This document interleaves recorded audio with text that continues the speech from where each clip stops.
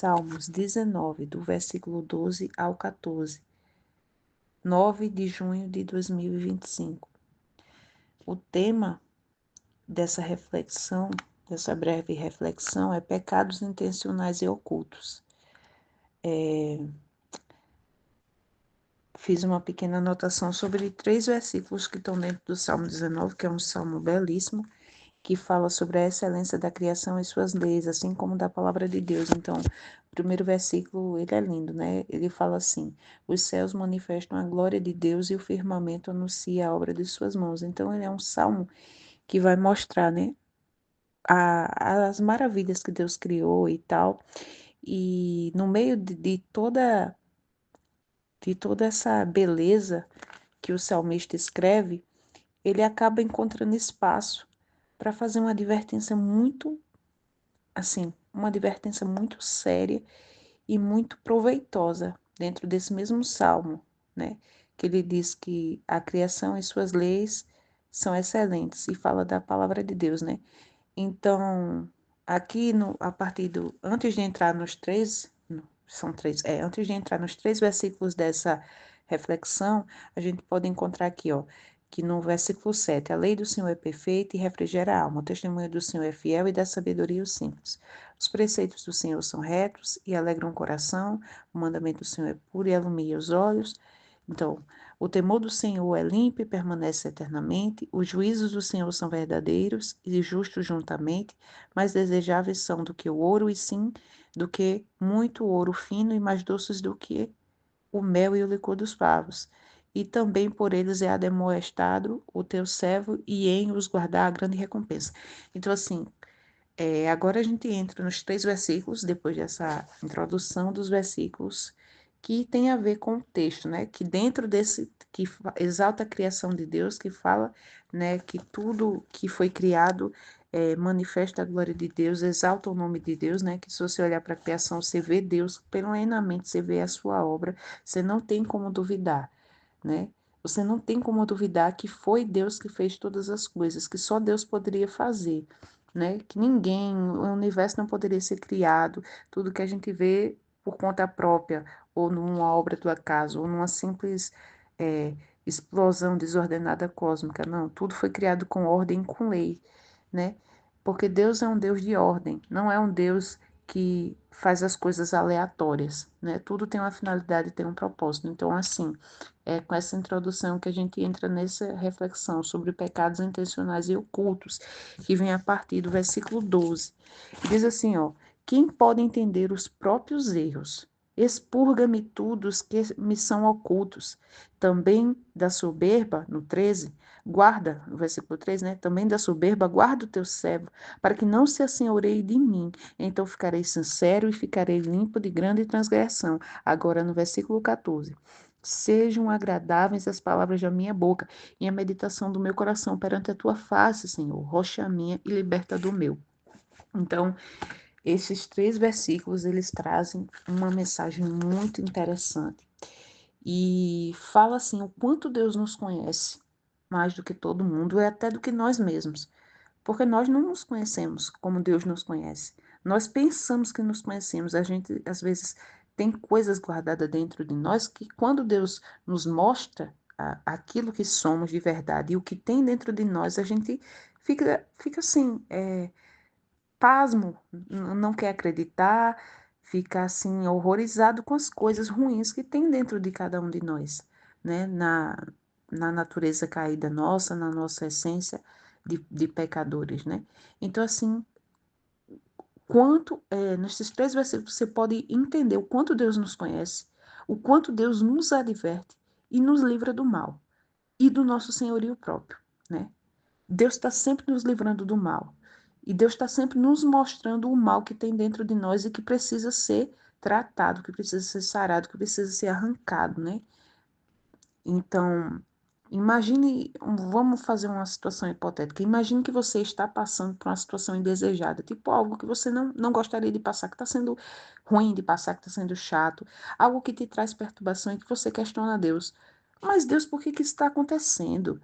sem sequer fazer uma autoanálise. Você vai logo questionando a Deus. Você não pensa, não, mas será que eu estou fazendo alguma coisa de errado? Você não faz aquela reflexão do seu interior, dos seus pensamentos, do que você está fazendo, da sua conduta. Você vai logo dizer, Deus, mas por que o Senhor está permitindo isso? Aí vem aqui, ó. Você não faz sequer uma análise dos motivos daquilo, para aquilo, porque daquilo está acontecendo. Pois é, né?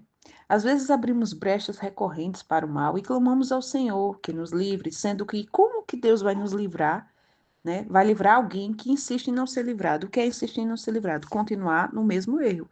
Deus avisando, não faça isso, não vá por esse caminho, não pense essas coisas, não abra essas brechas, não dê liberalidade ao mal e você continua dando. Então Deus não livra uma pessoa teimosa que quer continuar no erro, que quer continuar se sujando. Deus permite que a consequência chegue porque Ele é justo. Ele vai livrar a partir do momento que você deseja ser livrado, que você quer ser livrado, que você busca ser livrado, né? Porque é aquela história, quando Satanás tentou Jesus, é, eu vou fazer essa analogia, né? Ele pediu não, ele falou, Jesus, se jogue daí, porque está escrito que aos anjos ele dará ordem ao seu respeito para que, né, não deixe seus pés tropeçar em nenhuma pedra, para, tipo assim, que se Jesus se jogasse, os anjos iam salvá-lo, mas não, aquilo estava ferindo a palavra de Deus, porque Jesus, conhecendo a palavra, sendo a própria palavra, ele disse, mas está escrito, rebateu ele na íntegra, venceu ele na palavra e disse, ó, está escrito, não tentarás o Senhor teu Deus. Então você não pode se colocar em situação de risco, tentando a Deus, porque isso é tentar o Senhor, colocando Deus à prova com erro. Você querendo estar errado, buscando erro e querendo que Deus te livre. Não vai acontecer, né? Porque Deus é justo. Se o homem planta, ele colhe exatamente o que plantou. O perdão de Deus alcança cada vida que se arrepende de verdade, mas a consequência chega para todos os arrependidos.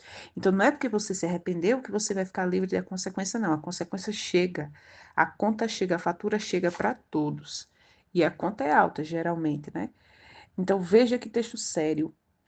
Quem pode entender os próprios erros? Expurga-me tudo os que me são ocultos, que é o versículo 12, né? Às vezes o ser humano está tão mergulhado no erro que sequer se dá conta do estrago que está tendo.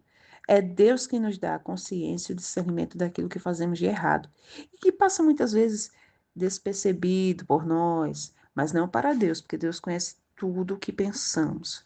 Todos os nossos pensamentos, todas as nossas intenções do coração, todo o nosso interior ele está descoberto, ele está transparente na face de Deus, na presença de Deus. Então, tudo que a gente sente, pensa e age, todo o nosso interior, tudo na nossa alma está visível para Deus. Às vezes está oculto para nós. Às vezes a gente tem um pensamento ruim, errado, dá luz ao pecado nesse pensamento e acha, não, mas passou desapercebido. Deus nem viu. É como que você sabe que Deus viu, mas você se auto-engana, diz, não, mas Deus não liga com isso não, porque é um pensamentozinho simples e tal, mas não. Tudo que a gente pensa, tá? Chega para Deus. Ele vê, ele contempla, né? Jesus confrontava muitos fariseus assim, conhecendo a intenção do coração deles, né? O que as pessoas não enxergavam, viam aquela santidade por fora, mas Deus estava enxergando tudo que eles eram por dentro, né? Sepulcros caiados. Então, o versículo 13, o salmista vai clamar a Deus que o guarde da soberba. Por quê? Primeiro, Deus faz a gente enxergar o erro. E segunda, né, coisa, a gente tem que clamar para que a gente não tenha soberba. Por que que a gente não pode ter soberba? E por que que a gente tem que clamar a Deus que nos guarde de termos soberba? Porque ela está ligada em não reconhecer o erro. Ou seja, é como se Deus falasse, isso precisa mudar e ser abandonado por você. E você, por estar soberbo, por ser soberbo, se tornasse o próprio senhor ou senhora da sua vida e dissesse com as suas atitudes que não tem nada de errado pensar ou decidir por isso. É como que Deus estivesse te avisando e você, não, mas eu sei o que é melhor para mim. Não, mas eu sei que esse pensamento não é nada demais, essa atitude não é nada demais. Então isso se chama soberba, porque você não reconhece que Deus está lhe alertando, né? Que você está errado. É um erro gravíssimo. Quando somos livres da soberba, automaticamente somos sinceros e admitimos que precisamos mudar. E com a mudança nos tornamos limpos das transgressões, né? Aí o ponto 3, que é o versículo 14 para finalizar, que sejam agradáveis as palavras da minha boca e a meditação do meu coração perante a tua face, Senhor, rocha minha e libertador meu.